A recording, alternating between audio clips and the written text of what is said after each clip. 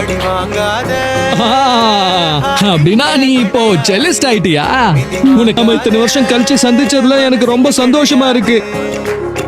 எது கிடைக்கும்னு மைண்டுக்கு தெரியாது, சும்மாரா இருக்கும் பசங்க வலிதான் புரியாது. சும்மா உளறத கொஞ்சம் நிறுத்துறியா? மாட்டிக்கிட்டியா கிங் புக் ஜோ? ஏன் நீங்க என்ன பண்ற? நான் இன்னைக்கு ரொம்ப சந்தோஷமா இருக்கேன்.